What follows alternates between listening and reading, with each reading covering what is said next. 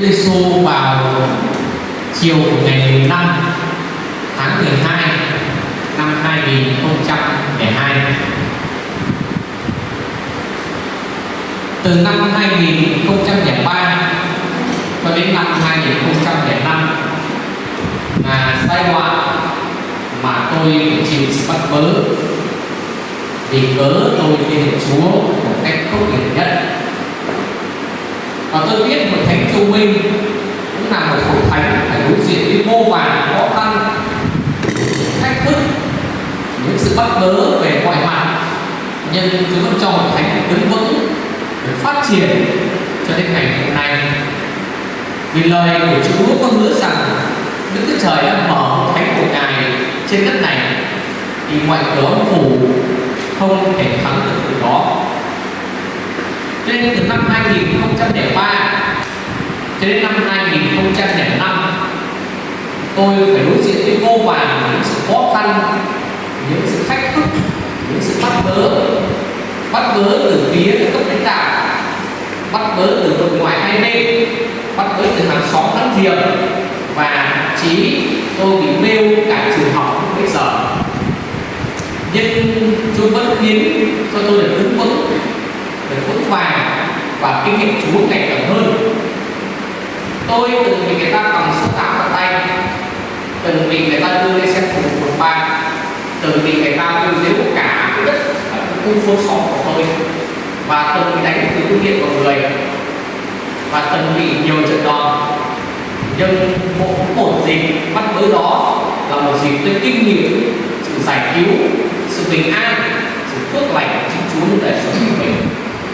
Và tạ ơn Chúa, cả gia đình nhà tôi đều đến với Chúa Giêsu trong thời điểm của tháng 12 năm 2002. Và năm 2003, gia đình tôi đã quyết định dâng một phần đất và gia đình sinh sống để mở một thánh của Chúa tại đó. Và đến ngày hôm nay, tại quê hương của tôi đã có hội thánh của Chúa, và hội thánh của Chúa sinh hoạt vào buổi sáng tại tuần. Cho đến ngày hôm nay đã 10 năm rồi. Năm 2007, Chúa kêu gọi tôi cũng ở trường Thánh Kinh Thần học Hồ Chí Minh, và tôi là sinh viên khóa 3 của trường Kinh Thánh học Hồ Chí Minh, và khóa đầu tiên của miền Bắc từ vào trong miền Nam. Thì khi vào trong cách học thì trong đó là thầy Kiều hiện tại bây giờ là sinh viên của khóa 4, sinh viên của khóa 5. Thì tức là sau tôi 2 khóa thì có cơ hội quen biết thầy Cầu ngay ở trong trường Kinh Thánh. Và sau này thầy Kiều có về một thánh như là Kinh An thực tập, thì tôi và thầy có cơ hội để biết nhau nhiều hơn. Và tạ ơn Chúa, Chúa kêu gọi tôi một thầy có chung một phục vụ, đó là quan của thể thao. Và chúng tôi cũng đã có thầy khoảng gần 10 năm rồi. Nhân cơ hội chúng tôi có chương trình dự hội nghị lãnh đạo một buổi thể thao tại khu vực Đông Á, cho nên thầy đã mời tôi để về thăm một thánh Châu Minh tại Bắc Giang, và có cơ hội để suy gẫm học lời của Chúa được thánh trong buổi trưa ngày hôm nay. Còn về cá nhân của tôi hiện tại, tôi đang cầm nhiệm thánh Sư Lành Bình Nhi, và tôi có một vợ và có 3 con. Tôi sinh ngày 26 tháng 2 năm 1985, và cho đến bây giờ đã 38 tuổi rồi. Vâng, tán Chúa, và đó là một trong điều tôi sức quát về đời sống của mình, quá trình tin Chúa hiện tại. Và giờ này xin kính mời thánh của tôi ở Kinh Thánh ở trong thơ Philip chương số 2, chúng ta phải đọc chung với nhau câu 14 và câu 15. Đây là hai Kinh Thánh tôi cũng suy gẫm về Chúa được thánh sáng ngày hôm nay với đề tài thánh giữ đạo sự sống.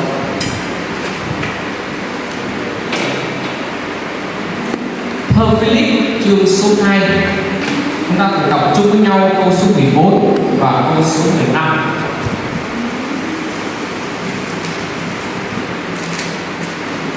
Hội thánh và được xin cùng đọc lời Chúa chung với tôi. Phàm làm việc gì chớ nên nằm bằng và nỗ lực, hầu cho nên ở sự sòng dõi của bạn ngang mình được nên con cái của Đức Chúa Trời, không biết, không tìm, không chỗ trách người, lại sự sống sự đó giữ lấy đạo sự sống chứng sáng trong thế gian. Chỗ đọc lại một lần nữa. Phàm làm việc gì chớ nên nằm bằng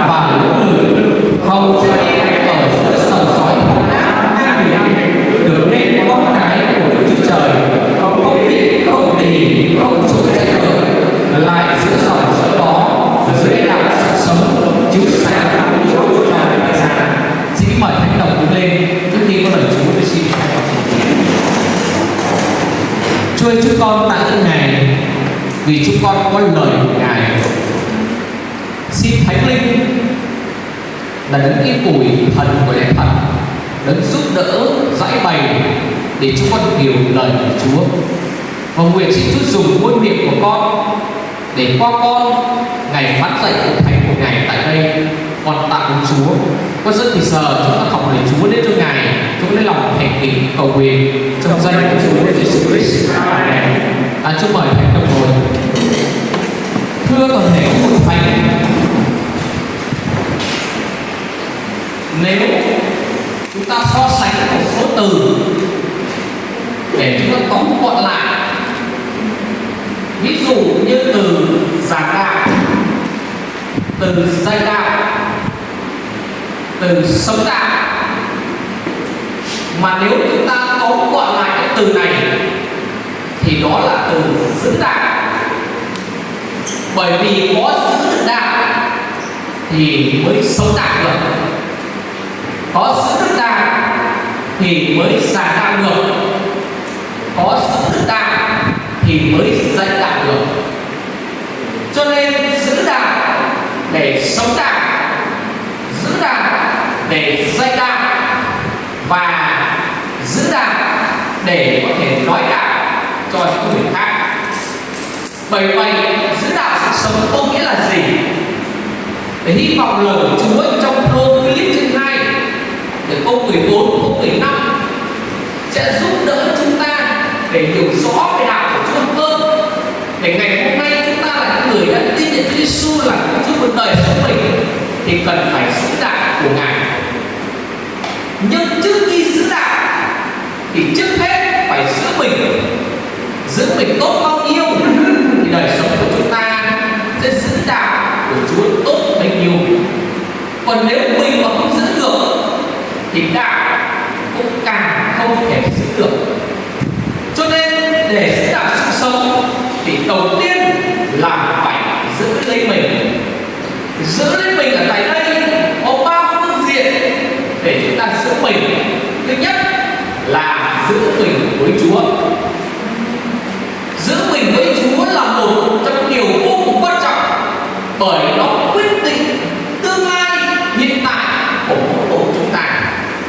Nhưng trước khi nói về hiện tại với tương lai thì chúng ta cần phải nhìn về quá khứ. Nếu nhìn về quá khứ thì tôi và toàn thể quý hội thánh đều là người sống trong tội lỗi và con cái của ma quỷ, và tiền công phải trả đó là sự chết.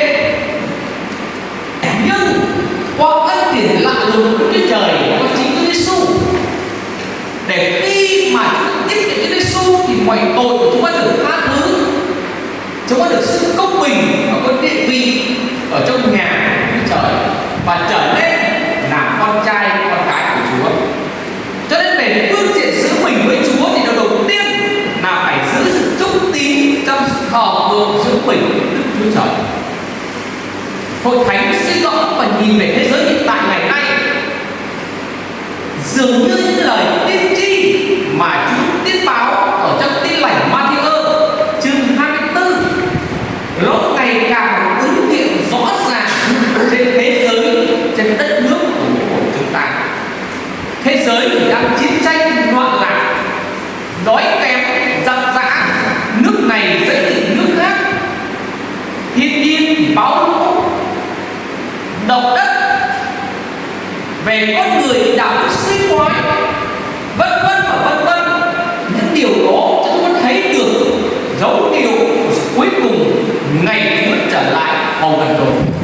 Cho nên về phương diện giữa mình với Chúa là đầu tiên là phải trung tín trong sự thờ phượng Đức Chúa Trời. Trong thư Hebrew chương 10 câu 25 để tôi phán: chớ bỏ sự nhóm lại như với kẻ quen làm, nhưng ngày ấy hầu gần chừng nào thì càng phải trung tín chừng ấy.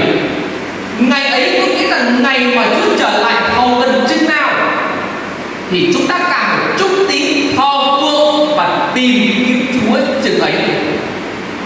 Và ở trong thơ Phi Rơ thứ nhất chương 4 câu 7 chúng ta biết được rằng hãy tỉnh thức và cầu nguyện Vì chúng ta không biết ngày nào giờ nào Chúa của mình sẽ đến ngày chúng ta lòng.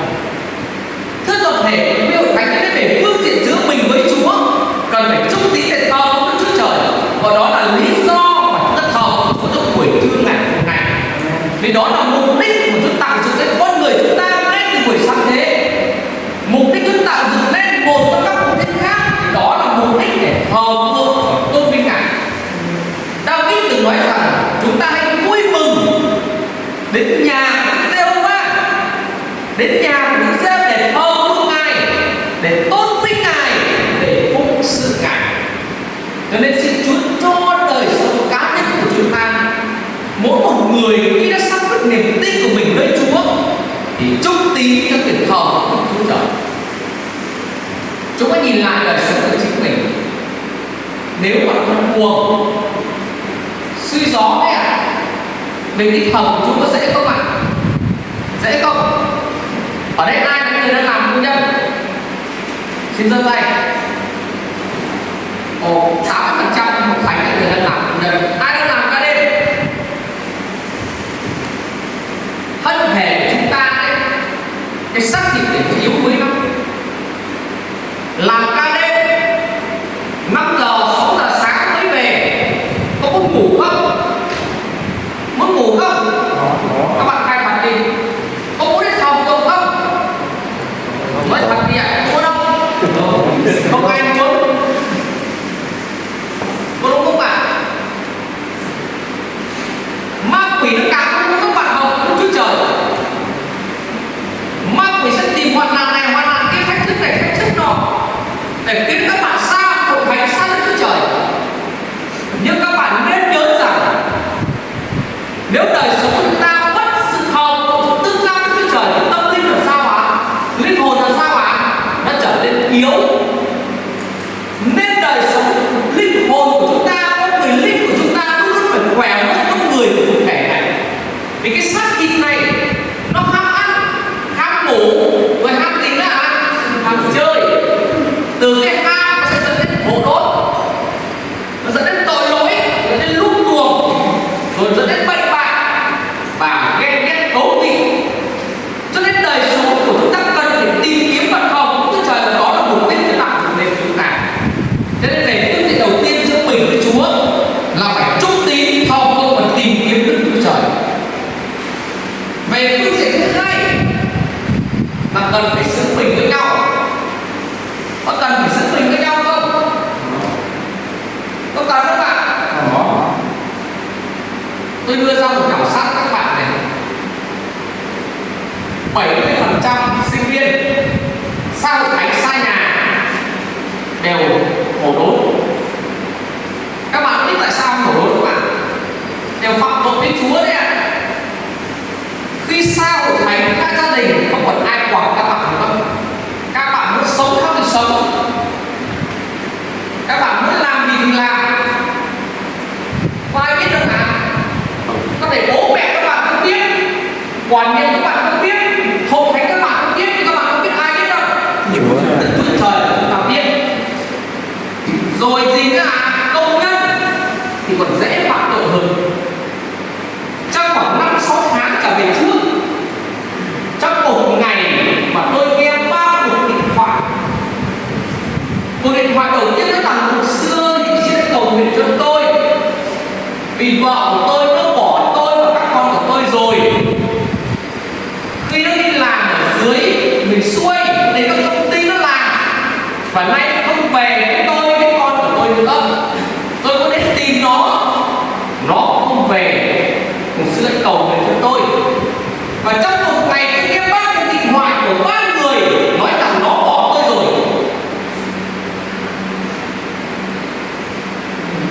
Các bạn có nghe câu chuyện đấy ở tại Bắc Giang không? Ở tại Hội Thánh các bạn không? Tôi nghĩ rằng ít nhất cũng có người ở đây đã nghe câu chuyện. Khi mà gia đình người ta nát thì đổ vỡ. Nguyên nhân bắt nguồn từ việc chúng ta mất mối quan hệ với Đức Chúa Trời, không còn thờ phượng Chúa nữa, và để tội lỗi của thế gian này xếp vào và dẫn đến niềm tin mất đạo sinh sống của Ngài. thì người nó sẽ trở nên sống hỗn độ và yêu mến tội lỗi, sống chiều chuộng tội lỗi. Cho nên về phương diện mình cần phải giữ mình với nhau. Giữa cơ đốc nhân phải giữ gìn, phải bảo vệ, phải yêu thương, chứ không phải để lợi dụng, để chiều theo xác thịt, chiều theo ham muốn. Và đặc biệt các bạn nam nữ trong hôn thánh, chưa vợ chưa chồng thì luôn luôn phải giữ mình. Tình yêu phải bình đẳng, phải trong sáng, phải giữ gìn, phải hướng đến sự công bình, sự thanh khiết nơi Đức Chúa Trời. Đừng để xác thịt của mình nó trở nên yếu đuối phạm tội. Và các bạn biết tiền công của tội mới là sự chết. Cho nên về phương diện giữa mình với nhau thì các bạn cần phải giữ lấy mình. Thưa các bạn, giữ mình với nhau, các bạn biết đến mục đích Thầy tạo dựng con người để làm gì ạ? Để làm gì? Để được yêu, để được ban phước. Về phương diện của Chúa muốn chúng ta thờ một Ngài, nhưng về phương diện của chúng ta thì để yêu thương và để chúng ban phước. Nhưng các bạn nhìn về đời sống của cơ đốc nhân ngày nay, các bạn nhìn về thực tế của mình đi, thì anh chị em của mình, khi một ai đó vô tình thôi gây một sự tổn thương, một cái sự mất mát, hoặc vô tình nói một cái lời nào đó động chạm đến mình, thì bắt đầu mình có biểu hiện làm sao ạ? Ghen ghét, rồi gì cả, sỉ nhục người ta, châm biếm, và dẫn đến sự chia rẽ. Trong giữa hội thánh thì chia ra bè này bè kia, người này người nọ, một nhóm người quay lại để nói xấu với người này, một nhóm người quay lại để nói xấu với người kia, và hội thánh mất đi sự yêu thương, mất đi sự đoàn kết, mất đi sự hiệp hội. Các bạn là hội thánh phải biết rằng một hội thánh phát triển không đánh giá trên số lượng, mà một hội thánh phát triển đánh giá trên chất lượng của hội thánh đó, qua nếp sống của giữa cơ đốc nhân với cơ đốc nhân. Nên tôi chỉ cần đến một hội thánh nào để quan sát thấy biểu hiện của cơ đốc nhân, tôi biết hội thánh này yêu thương hay ghen ghét, hội thánh này vấp bùng hay hội thánh này hỗn loạn. Vì mục đích chúng ta để chúng ta yêu thương, để bao bọc lẫn nhau. Nên thưa các bạn, xin Chúa chúng ta yêu thương và gìn giữ sự hiệp một ở trong hội thánh của Chúa. Vì nếu hội thánh mất đi sự hiệp một, mất đi sự yêu thương, thì hội thánh của Đức Chúa Trời sẽ sinh ra sự chia sẻ.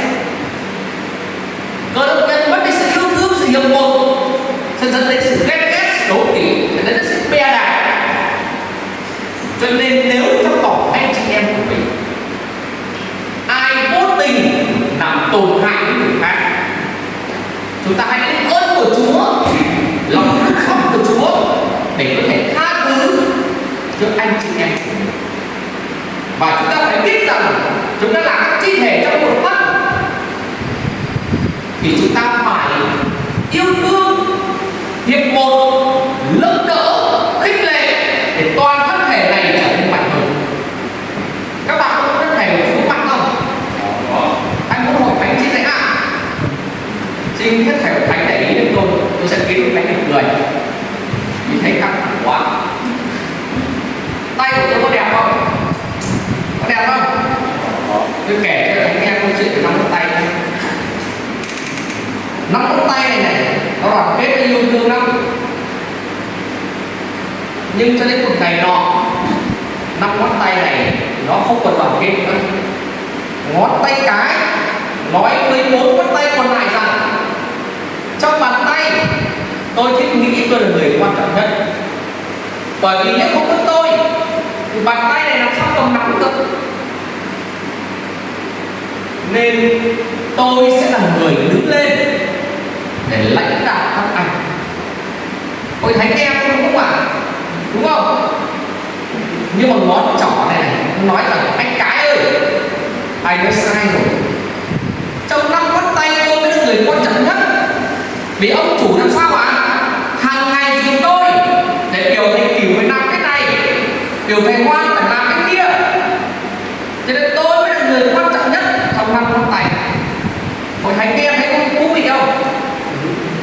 Ngón giữa nó lên tiếng nói anh cái, anh trỏ đều nói sai rồi.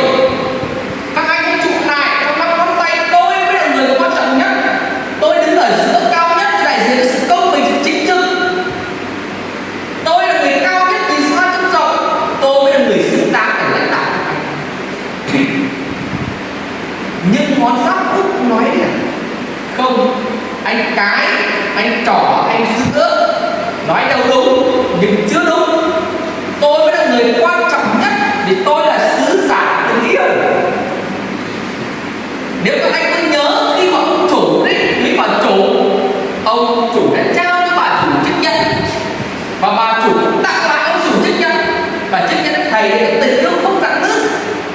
Thế giới không có tình yêu thì sẽ trở nên ghen ghét. Nên tôi xứng đáng để lãnh đạo các anh.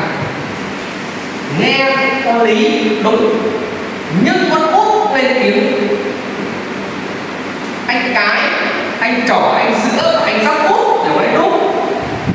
Nhưng tôi thiết nghĩ tôi là người quan trọng nhất. Vì hàng ngày ông chủ dùng tôi để quay lỗ tai cái nguồn, ông chủ dùng tôi để quay động cái nguồn. Tôi cũng xứng đáng để lãnh đạo. Mới thấy cái điều gì xảy ra. Bàn tay này trở lên chia sẻ, thiếu sự nghiệp của một tiếng trôi qua không vấn đề gì, 2 tiếng trôi qua không vấn đề gì, 3 tiếng trôi qua cũng không vấn đề gì. Đến 5 tiếng, 6 tiếng, 7 tiếng, 8 tiếng trôi qua thì giống như tôi với thầy Kiểu hôm qua khi về đến Bắc Giang khoảng 8-10 tiếng từ Sài Gòn trở về đây. Bụng của chúng tôi nôn nao, thân thể chúng tôi run rẩy, mắt nó trở nên hoa.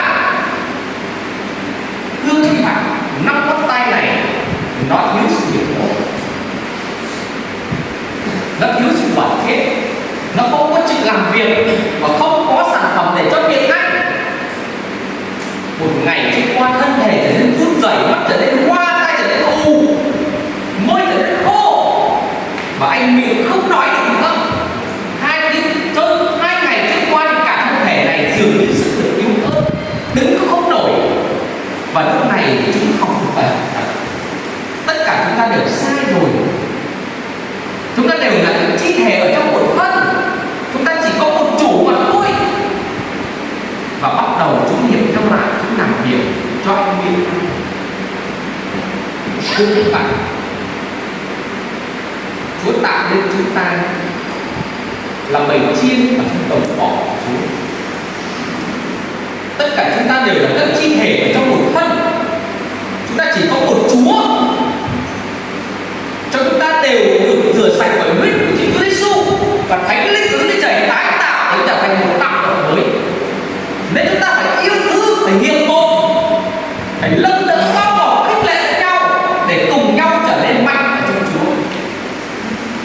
Nên xin Chúa ban phúc nhân hội thánh trên các bạn trẻ của tại đây, để dù chúng ta có ở đâu môi trường nào thì chúng ta biết rằng mình cùng với Chúa. Và tại đây không còn phân biệt giữa người Mông, người Dao hay người Kinh, không còn phân biệt giữa sắc tộc này sắc tộc kia. Vì sứ đồ luôn nói rằng tại đây không còn phân biệt giữa người Juda hay người Keret, người tôi gọi hay người tự chủ, vì mỗi chúng ta đều chịu chung một Thánh Linh của Chúa Trời để được biết của Chúa Giêsu rửa sạch tội để trở nên là con trai con gái của Chúa. Nên đưa hết thảy hội thánh và các bạn ở trong chúng ta là một gia đình. Một gia đình để sống hòa thuận, một gia đình để sống yêu thương, một gia đình để sống bao bọc, một gia đình để chấp nhận lẫn nhau, chấp nhận cả điểm mạnh, chấp nhận cả điểm yếu, chấp nhận cả những lỗi lầm khuyết điểm để cùng nhau giúp đỡ gây dựng để hội thánh được phát triển, đời sống cá nhân được vững vàng, để cùng nhau giữ đạo sự sống của Chúa. Cho nên muốn giữ đạo là giữ mình,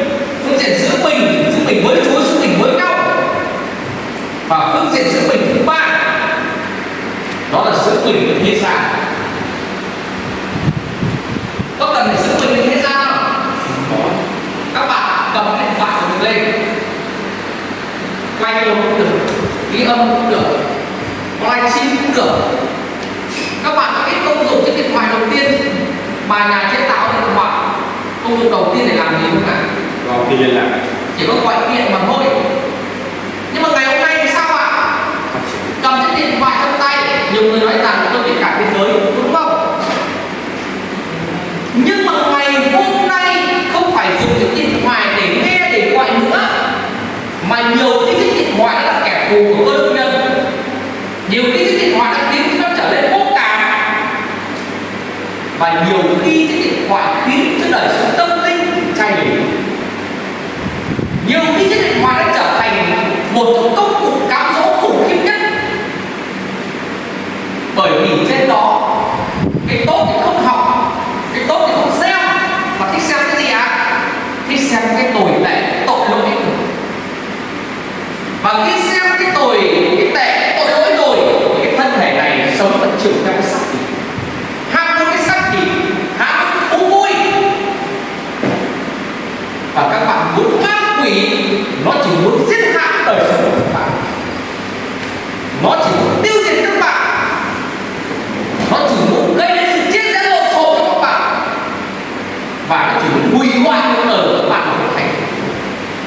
Không có một điều gì tốt đẹp từ ma quỷ.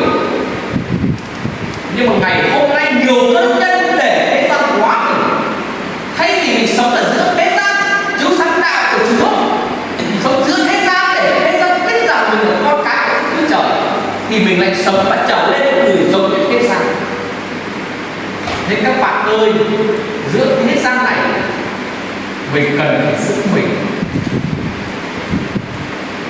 Trong Thơ Răng thứ nhất chương 4, chương 2, câu số 14, 15, 16, 17, Răng nói rằng chớ yêu thế gian và đừng yêu các vật ở thế gian, như sự mê tham của xác thịt, sự kiêu ngạo của đời và sự mê tham của mắt.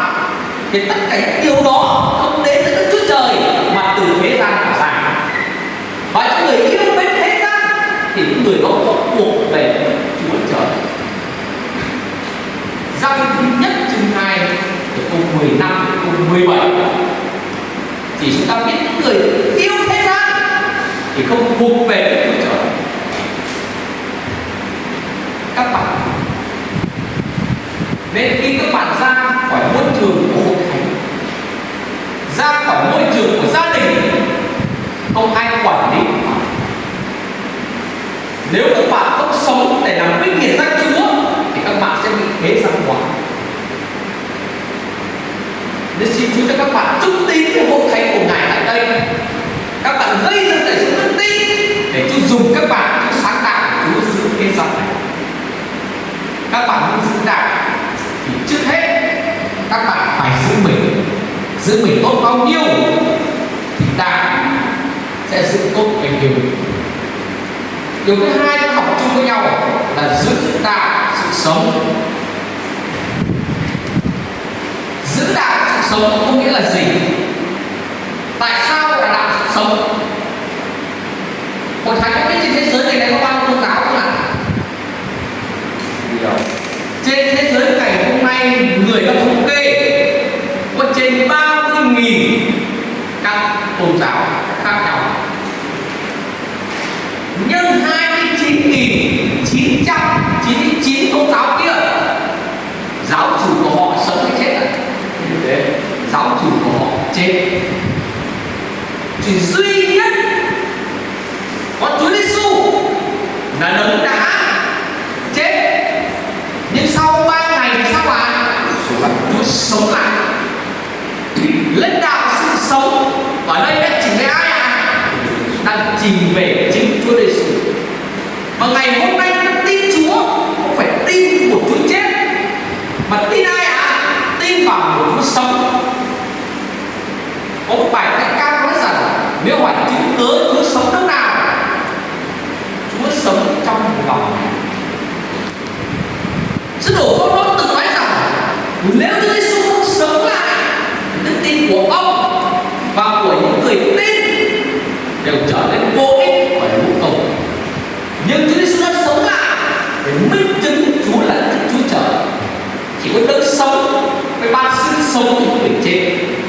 Nên Chúa nói rằng ai tin ta thì sự sống đời đời, ai không chịu tin ta thì sao ạ? Chẳng thấy sự sống đâu, như cơn thạch lô Đức Chúa Trời sẽ đổ trên người nó. Nên thưa các bạn, đời sống của chúng ta cần phải giữ đạo sự sống. Vậy giữ đạo sự sống ở đây có nghĩa là gì? Giữ đạo sự sống có nghĩa là giữ hai chữ tin lành. Nhưng giữ đạo sự sống có nghĩa là gì? Thứ nhất, giữ đạo sự sống, thứ nhất là Thiên Chúa ở trong lòng sống và thể hiện Chúa ra bên ngoài. Vậy thể hiện Chúa ra bên ngoài như thế nào? Bằng cách sống đạo. Tôi rất thích nhà phục vụ và có một quán cà phê. Các bạn biết quán cà phê đấy tên là gì không ạ? Muối và ánh sáng. Các bạn chắc chắn đã đọc văn cơ chương 10, chương 5 từ câu 13 trở đi. Rồi chúng ta cùng đọc cái bánh này, đọc câu bánh đi ạ. Và một bạn sẽ đọc của tôi ở trong Tin lành Matthew chương số 5 nói về muối và ánh sáng nhé. Tin lành Matthew chương 5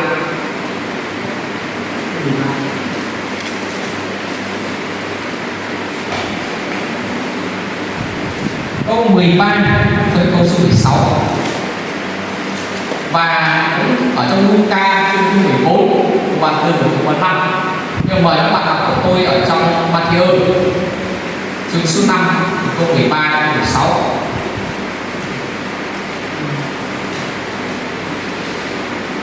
Dạ vâng.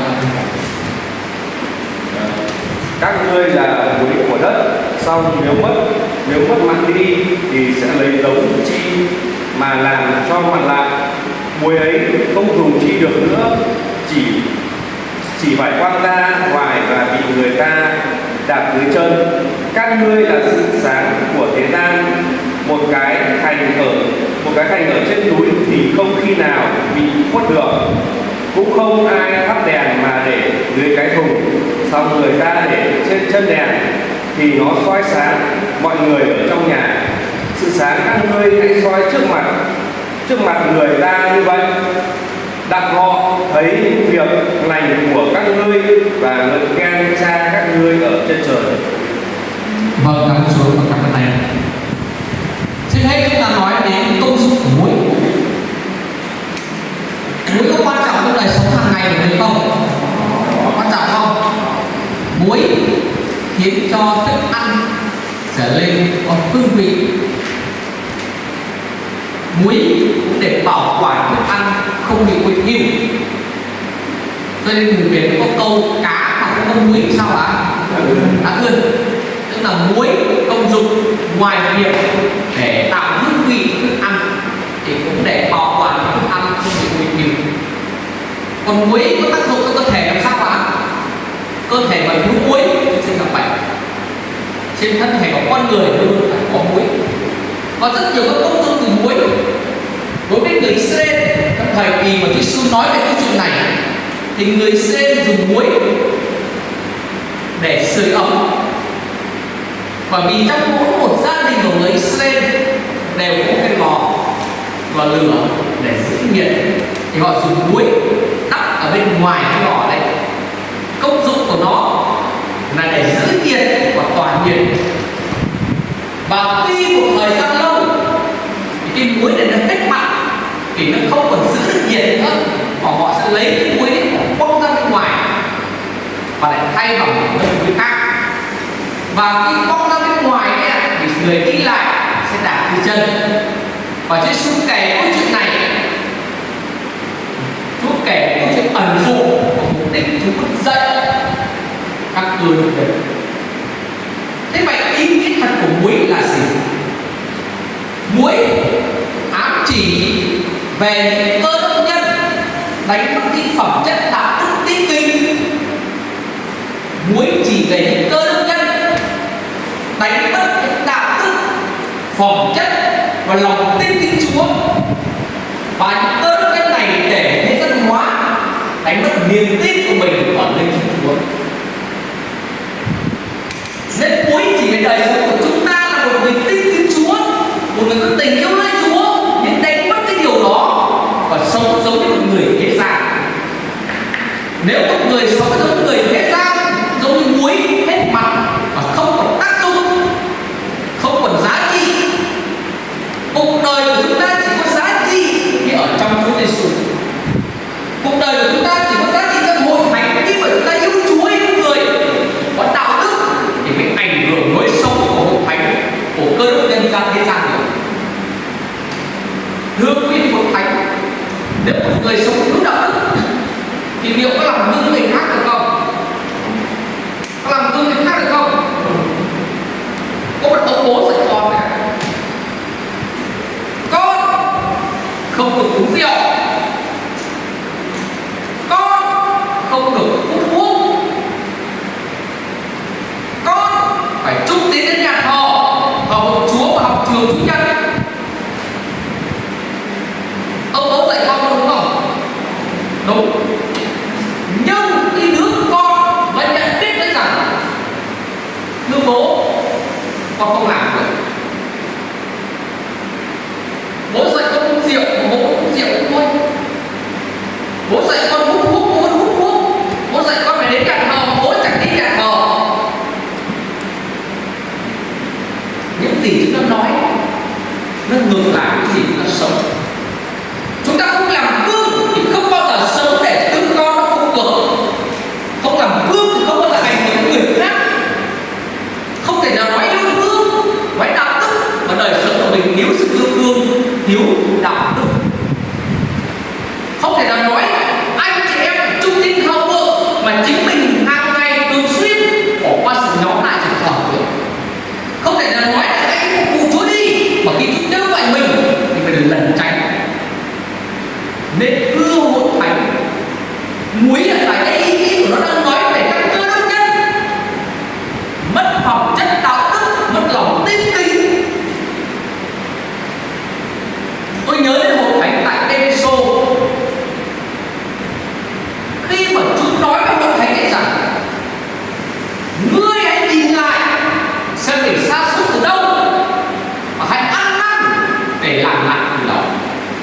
Vì hội thánh tại Ê-phê-sô đã đánh mất cái tình yêu lúc ban đầu.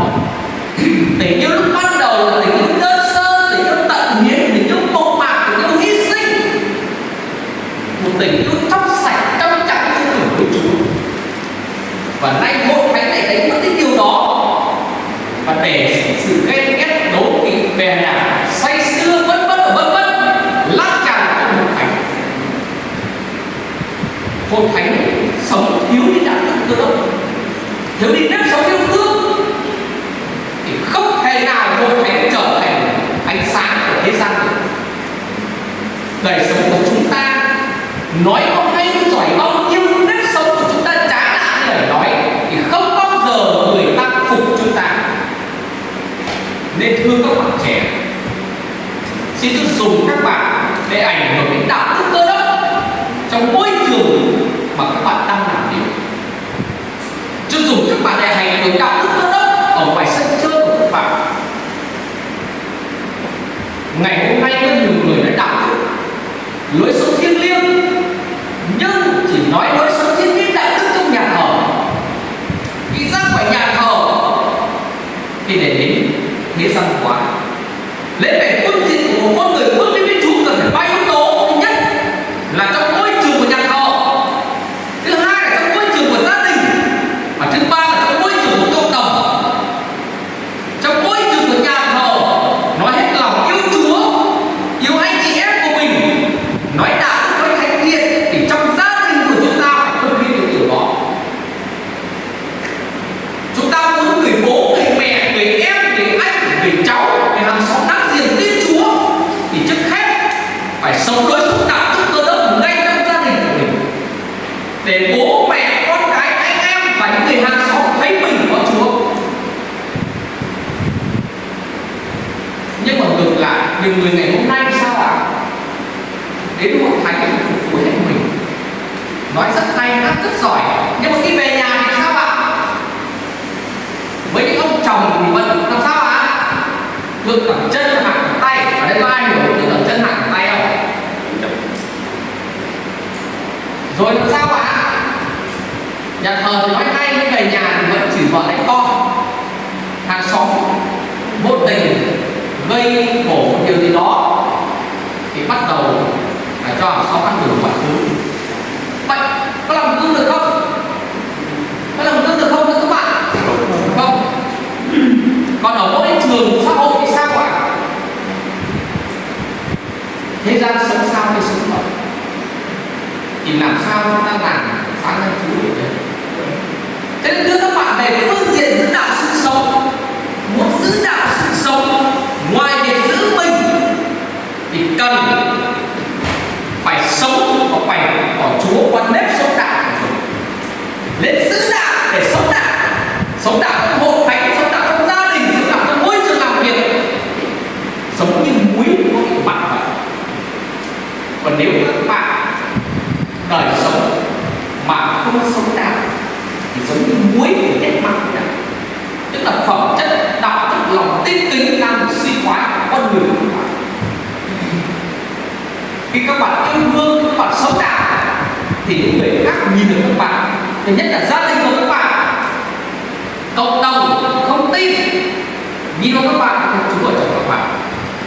Thế nên muốn giữ đạo thì việc đầu tiên là phải sống đạo, và thứ hai là muốn giữ đạo thì phải dạy đạo. Tôi rất thích nhóm tế bào mà thầy cử đưa ra, mỗi một nhóm 4 người, mục đích để làm gì ạ? Để gây sự lẫn nhau, để học kinh thánh, để cầu nguyện cho nhau, để chăm sóc lớn đỡ, để cùng nhau mạnh lên. Chúa nói với thánh tại Cô Đình Tô: đáng lẽ anh chị em đã làm thầy từ lâu rồi, mà nay làm sao ạ?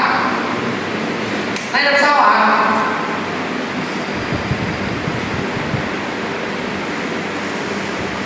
Đáng lẽ làm thầy từ lâu rồi, phải đi dạy người khác, nhưng mà nay vẫn để người khác dạy mình. Thay vì đồ ăn đậm và cứ muốn ăn đồ ăn loãng, ăn cháo. Đời sống của mỗi chúng ta biết tin Chúa làm những chúng đời sống này thì đều là Chúa vì khác của đại mệnh lệnh, đó là khiến cho muôn dân này trở nên môn đệ của Chúa Giêsu. Trước khi khiến người ta trở nên môn đệ của Chúa thì chính mình phải là môn đệ của Chúa trước, phải là người thay đổi trước, phải là người sống đạo trước, để rồi có thể ảnh hưởng đạo cho người khác bằng cách dạy đạo lại, hướng dẫn lại đạo qua nếp sống của chúng ta. Cách để giữ đạo tốt nhất là dạy đạo và hướng dẫn lại đạo cho người khác. Còn nếu chúng ta không sống đạo, không dạy đạo cho người khác thì cái thánh khí chúng ta chỉ là những con trẻ thay vì ăn đồ ăn đậm, mà nay cũng phải ăn đồ ăn sữa. Thay vì làm thầy để dạy người khác, mà nay cũng để người khác để dạy mình. Các bạn muốn được người trưởng thành hay muốn được người con trẻ? Muốn được người muốn hướng người khác trở lên giống mình, hay là muốn mình muốn để người khác đến và chăm sóc cả? Những người mà luôn muốn để người khác chăm sóc chỉ là người dị tật các bạn nhé, chỉ là người bị tiểu năng, tức là trí tuệ không phát triển. Còn nếu một người khôn ngoan thì dù là một người có tàn tật thì cũng chăm sóc được người khác, cũng gây dựng được người khác. Chỉ đến người chậm hiểu thì mới để người khác đến dẫn mình. Còn Chúa cho mình sự khôn ngoan, Chúa cho mình kiếm được tiền cũng là khôn ngoan, Chúa cho mình từ lúc đến đây là người khôn ngoan. Thế vậy mình cần phải cảm ơn của Chúa để hướng dẫn và dạy cho người khác. Và thứ ba, để giữ được đạo, để cứu sống đạo này. Nên các bạn biết công dụng của ánh sáng là gì không ạ? Công dụng của muối là phải sống đạo đức, sống yêu thương. Công dụng của ánh sáng, các bạn biết công dụng của ánh sáng là gì không ạ? Ai biết? Nếu trời tối và tắt hết điện thì điều gì xảy ra? Chúng ta có nhận ra một sự thành không? Có nhận ra thành kiểu không? Có nhìn rõ để đường đi không? Không. Chúa dùng ánh sáng để nghĩ về khổ thành của chúng, phải chỉ đường dẫn lối cho người đi cứ mất quay trở về với Chúa Giêsu. Thế vậy thì đời sống của các đức nhân chiếu sáng bằng cách nào? Bằng việc làm của chúng ta, bằng việc làm của chúng ta. Khi mà chúng ta sống, chúng ta nói, bày tỏ một việc làm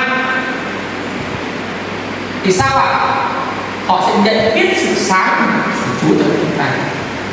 Khi chúng ta thấy một người anh em, một người chị em đang gặp khó khăn, đang cơ nhỡ, đang cần giúp đỡ, chúng ta thấy đến và sẻ chia, đến cầu nguyện, đến khích lệ,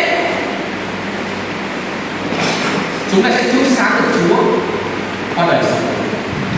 Khi các bạn ở ngoài một sân chơi thể thao, các bạn không mắc tục, không chửi bậy, các bạn chơi cái tinh thần của người cơ đốc, không đá xấu, không đánh nguội, các bạn bày tỏ Chúa qua sân chơi. Nên việc chiếu sáng bày tỏ qua việc làm của chúng ta. Một cơ đốc nhân tin Chúa thì cần phải nói và sống nó giống như nhau. Nhưng ngày hôm nay sao ạ? Có nhiều người cầu với Chúa ơi cho con đủ ăn đủ mặc là con khoảng lòng rồi. Cho nên làm sao ạ? Không chỉ có làm ăn, lười biếng, ngủ thì 9-10 giờ mới dậy. Còn đêm thì sao ạ? Ngày đêm đến 9-10 giờ chưa đủ, 11-12 giờ. Thì là thân thể này sao ạ? Đôi trụy, sức khỏe yếu mòn. Các bạn phải nhớ rằng Chúa cho chúng ta có đôi chân đôi tay để làm việc, và chúng ta phải làm việc siêng năng hơn người bình thường. Các bạn nên nhớ, bất kể ở môi trường nào thì đời sống của một người cơ đốc chịu khó siêng năng làm việc, chứ không phải là đời sống của cơ đốc nhân cứ ngồi đó cầu nguyện để họ ăn. Chúa ban chúng ta đôi tay, Chúa ban chúng ta đôi chân, Chúa ban chúng ta sự khôn ngoan để chúng ta làm việc và đem lại lợi nhuận công việc của nhà Chúa. Nên xin Chúa ban phước cho cuộc thành trong buổi sáng hôm nay. Tôi biết bài giảng tôi hơi dài, nhưng đây là lần đầu mà tôi đến thành, và xin Chúa thăm những cái ban phước để những ngày tới ở tại phòng nhóm này sẽ phải nhóm 2 lễ của 3 lễ. Khi mà các bạn giữ đạo sự sống của Chúa, các bạn sống đạo, bày tỏ đạo bằng việc làm của các bạn sẽ khiến ảnh hưởng đến cộng đồng. Trong khu công nghiệp của các bạn sẽ nhiều người biết về Chúa và sẽ đến đây của Chúa của các bạn. Để lần thứ hai chúng tôi quay lại đây thì ít nhất là không còn ghế ở dưới, và sẽ nhóm lễ 2, lễ 3 cho bạn luôn thực hành.